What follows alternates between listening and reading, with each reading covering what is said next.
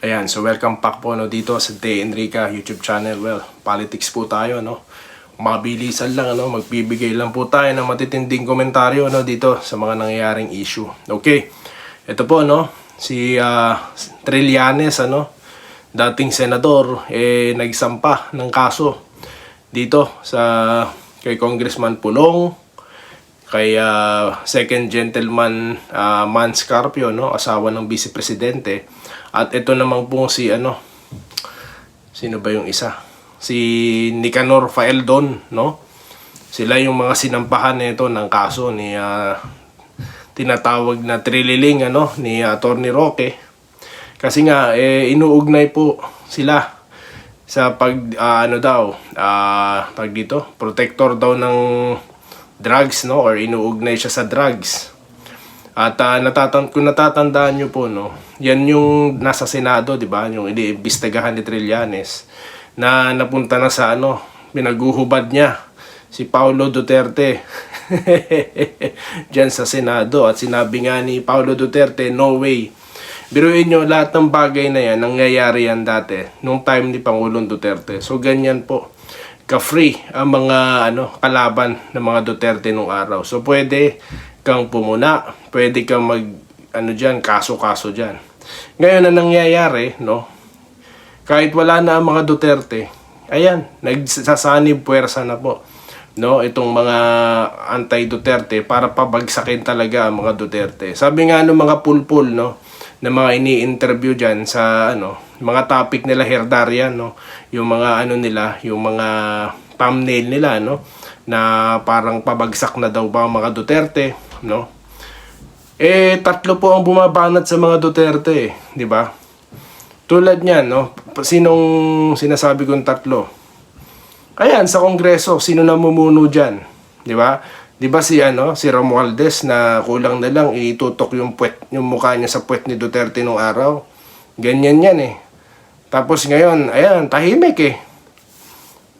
Bumabanat yung mga kongresista, pati mga yung mga kaliwaan, di ba? Tapos sino pa? Of course, yung Presidente Marcos na nanindigan ng Pangulong Duterte na ipalibing sa libingan ng mga bayani si Senior, di po ba? At siya lang yung tumulong dito sa mga Marcos dahil nga bagsak na ang kanilang political. Tinalo nga po ni Bibi Leni, di ba? Tinalo na, pero binuhat ni Bibi Sara kaya nanalo bilang presidente. Yan naman ang nangyari dyan, di ba? Magkakaalaman tayo sa 2025. Sino pa bumabanat? Ayan, yung mga dilawan. Kaya nga walang oposisyon. Ang oposisyon ngayon, lumalabas sa mga Duterte dahil ang mga Duterte lang naman ang umuupos sa mga ginagawang kababalaghan, yung mga pirma-pirma na yan. Di ba? So ngayon, naglalabasan unti-unti, yung mga kababuyan, yung mga kabahuan na ginagawa nila, Paano? Ayan, yung pagpapa-announce ng mga palpak na proyekto, pinagmalaki pa sa SONA. Ginastusan ng bilyon-bilyong piso, lumalabas dyan sa ng pagdinig ng Senado na itong yung feasibility study pala na yan, bilyon na rin palang halaga niyan. So, ibig sabihin, yung mga ginawa pala mga pinagmamalaking flood control para sa maliliit na lugar. Saan yung mga lugar na yun?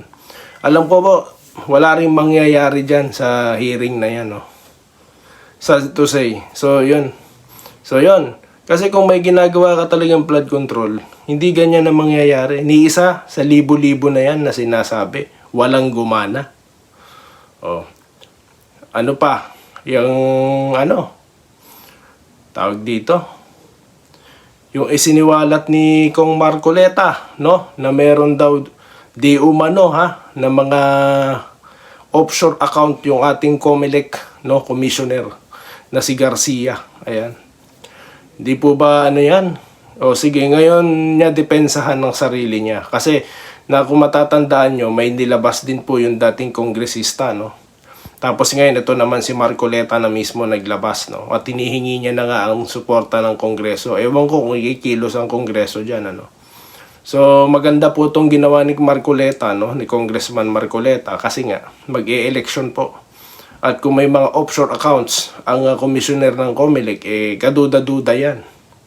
At alam naman po natin ngayon, no, na dyan po masusubukan, no, yung referendum na tinatawag kung ang tao ba naapektuhan sa ginagawang pag-join forces, no, para pabagsakin ng mga Duterte. Alam nila kasi malakas pa din ang mga Duterte. Ngayon, ano na naman, balentong na naman sila sa ICC, ha?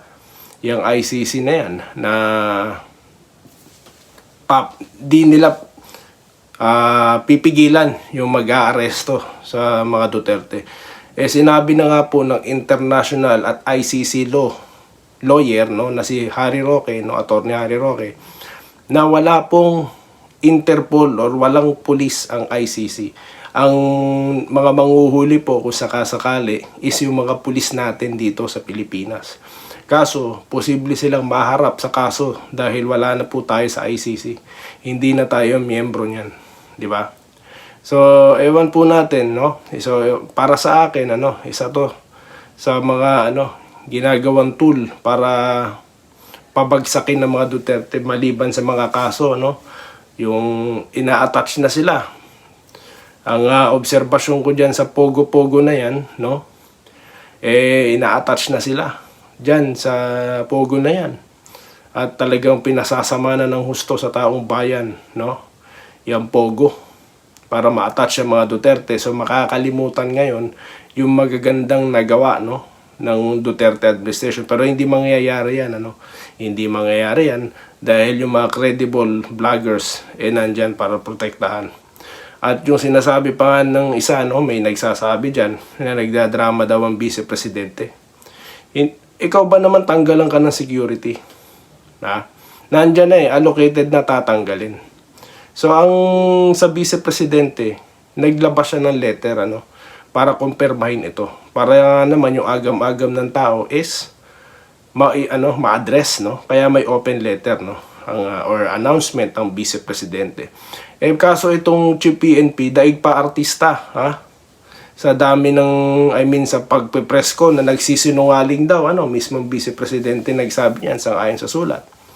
Itong si Marbil, di tameme siya ngayon. Bakit? Pinatatahimik siya ni VP Sara na nahimik nga. Kung may say ka at kaya mo panindigan yung mga pinagagawa mo, hindi lalo't general ka, Chief PNP ka pa naman, hindi ka tatahimik, di ba? Bakit ka no comment? Sinabihan ka sinungaling So yan ang mga nasa administrasyon ngayon. Natila kakampi na ng mga dilawan tulad niya ni Trillanes, sila Hontiveros, di ba? Yan ang mga yan. Si Hontiveros lang ang siya lang ang nakaligtas sa pagpa-flush sa inidoro ng mga palpak na dilawan, di po ba? Pinalitan na yan Pero yan, naglalabasa na naman ngayon at tila bumibida, So, sad to say, dahil nga po, join forces para pabagsakin ng mga Duterte. Yan po yung obserbasyon ko lamang, So, yun lamang po, ating napag-usapan ngayon, ang ating komento. Ngayon, maganda na kinaso ni Trillanes yan, Dahil sa husgado talaga magkakaalaman, Maglalabasan ng mga ebidensya. Hindi katulad dyan sa Senado na, ipapalabas lang sa mga tao, court of, media, ganyan. So maganda dyan talaga maglaban ng magkaalaman. Po? So pag natalo mga Duterte, baka magbago pa isip ko, Tignan natin. So yun lamang po ang ating napag-usapan. At uli, maraming salamat po sa inyong panonood at inyong suporta. At magkikita-kita pa po tayo sa mga ganitong content at komentaryo dito lamang sa Day Enrica YouTube channel. Muli, maraming salamat po sa inyong lahat.